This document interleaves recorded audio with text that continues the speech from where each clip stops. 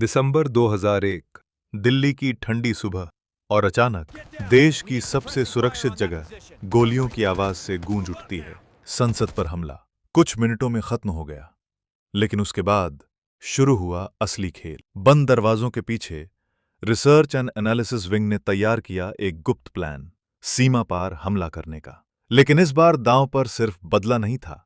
अगर यह प्लान लागू होता तो दो परमाणु ताकतें आमने सामने आ सकती थीं और एक गलत कदम पूरी दुनिया को बदल सकता था। तो सवाल है, उस रात ऐसा क्या हुआ जिसकी वजह से ट्रिगर दबने से पहले हाथ रुक गया? दिसंबर 2001, दिल्ली की ठंडी हवा में एक अजीब सी खामोशी खुली हुई थी। ऐसी खामोशी जो तूफान से ठीक पहले आती है।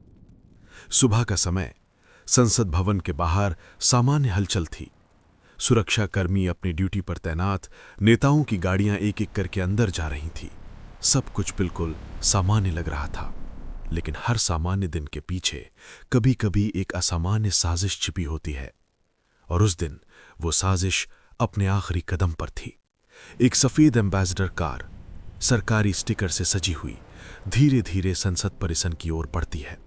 गेट के पास खड़े सुरक्षाकर्मी उसे देखते हैं, कागज चेक होते हैं, सब कुछ ठीक लगता है।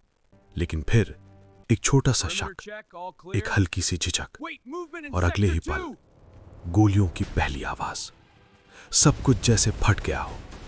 संसद भवन के बाहर अफरा तफरी मच जाती है। सुरक्षाकर्मी तुरंत पोजीशन लेते हैं और जवाबी फायरिंग शुरू हो जाती है। हमलावर कार से बाहर निकलते हैं, भारी हथियारों से लैस।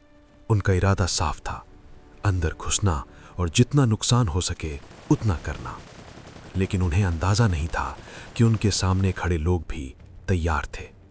गोलियां चलती रहीं, धुआं फैलता गया और कुछ ही मिनटों में हमलावर ढेर हो गए।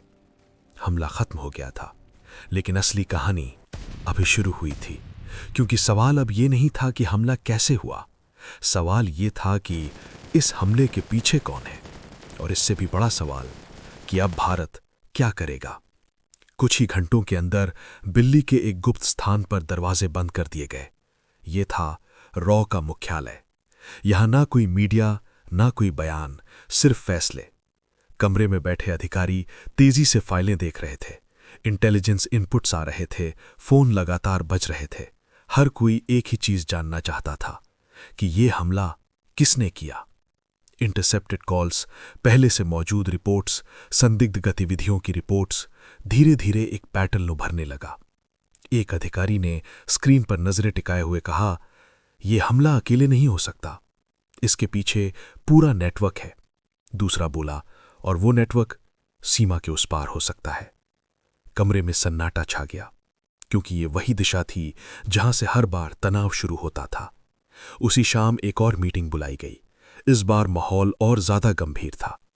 टेबल पर एक बड़ा नक्शा फैलाया गया, एलओसी की लाइन, पाकिस्तान के अंदर संदिग्ध ट्रेनिंग कैंप्स, घुसपैठ के रास्ते, हर जगह लाल निशान।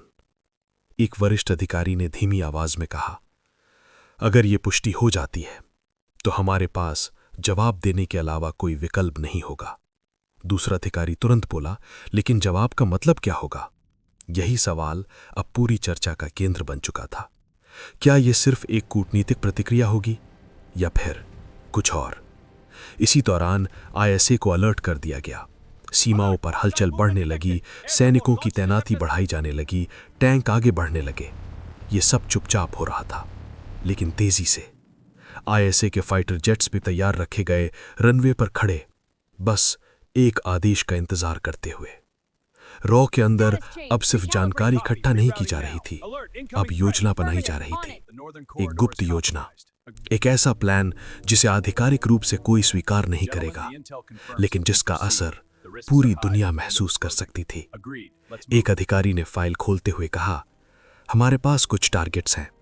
नक्शे पर कुछ जगहों को चिन्हित किया गया। ये ट्रेनिंग कैंप्स हैं जहां से इस तरह के हमलों की योजना बनाई जाती है। दूसरा अधिकारी, अगर हम इन्हें खत्म कर दें तो ये एक मजबूत संदेश होगा। तीसरा, लेकिन ये सीमा पार होगा और इसका मतलब है सीधा टकराव। कमरे में फिर सन्नाटा, क्योंकि हर कोई समझ रहा था कि ये सिर्फ एक ऑपरेशन नहीं होगा, ये एक चिंगारी होगी। और अगर ये चिंगारी भड़क गई तो आग कहां तक जाएगी कोई नहीं जानता। रॉ के विश्लेषकों ने संभावित प्रतिक्रियाओं का अनुमान लगाना शुरू किया। अगर हम हमला करते हैं तो पाकिस्तान जवाब देगा, अगर जवाब देता है तो फिर हम जवाब देंगे, और फिर ये सिलसिला रुकना मुश्किल हो जाएगा। एक रिपोर्ट में लिखा गया, स्थिति फुल स्केल वॉर तक जा सकती है। दूसरी रिपोर्ट, न्यूक्लियर एस्केलेशन की संभावना को नजरअंदाज नहीं किया जा सकता। ये शब्द न्यूक्लियर जैसे कमरे की हवा को भारी बना देता है। कोई कुछ नहीं बोलता क्योंकि हर कोई जानता है कि इसका मतलब क्या है।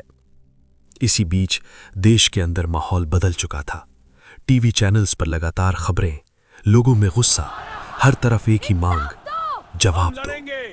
लेकिन उन कमरों के अंदर जहां फैसले लिए जाते हैं वहां सिर्फ गुस्सा नहीं था, वहां डर भी था। डर कि कहीं एक फैसला सब कुछ खत्म न कर दे। रात गहरी होती जा रही थी। रॉ के मुख्यालय में लाइट्स अब भी जल रही थी। एक और मीटिंग। इस बार योजना को और विस्तार दिया गया। हम छोटे स्तर पर स्ट्राइक कर सकते हैं, कोवर्ट ऑपरेशन, डिनायबिलिटी बनी रहेगी। लेकिन तुरंत सवाल उठा, अगर पकड़े गए तो, अगर सबूत मिल गए तो, अगर उन्होंने इसे युद्ध का कारण बना लिया तो? हर सवाल एक नई चिंता। एक अधिकारी ने धीमी आवाज में कहा, हम एक ऐसी लाइन के करीब खड़े हैं जिसे पार करने के बाद वापसी नहीं होगी। कमरे में बैठे सभी लोग उस लाइन को महसूस कर सकते थे।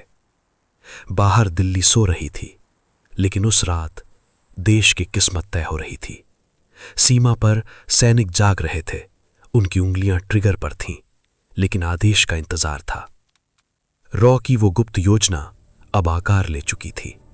टारगेट तय, रूट तय, समय तय।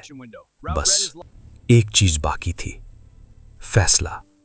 लेकिन फैसला लेना सबसे मुश्किल था, क्योंकि ये सिर्फ एक ऑपरेशन नहीं था, ये एक ऐसा कदम था जो इतिहास बदल सकता था, और शायद दुनिया भी।